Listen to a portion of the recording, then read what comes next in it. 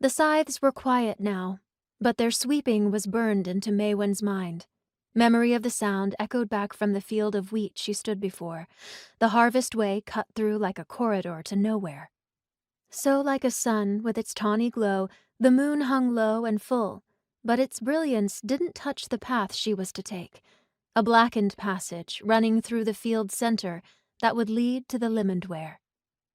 When this was done, harvests all across the land would be made hardier and last for the long length of a cruel and unforgiving winter, a gift to the humans in return for their sacrifice. But if it were as easy as it was said, if the Fae could gift something so precious as an afterthought, then why did they need a sacrifice at all? Why did they need her? A poke at Maewyn's back was the grim reminder that her questions would, as ever, go unanswered. But then, all her inquiries had ever earned her were dread and doom.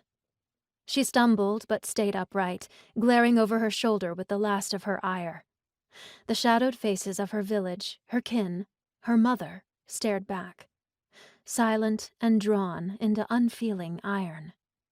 Maewyn's fingers clenched around nothing as she struggled to keep from checking her pocket one last time.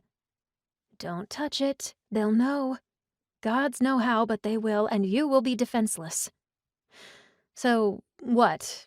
She was to just go? They had no words to recite, no instructions to give? Not even a prayer? Nope, no more questions. That's why she was in this mess to begin with. She'd always been a nosy girl with a mind sharper than a sickle and a tongue begging to be severed.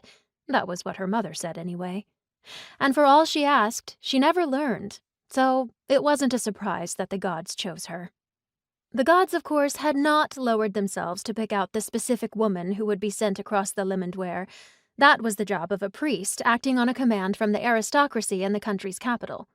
The Fae King of the Autumn Court demanded a bride, and the search trickled away from anyone of noble birth or social significance and out to a nothing village where it landed on a nothing girl, all under the guise of the goddess Sarowyn's predilection. But Maewyn was not stupid. She knew that Sarowyn didn't favor her. No one did. A breeze finally came, unexpectedly cool for the warmth the day had wrought.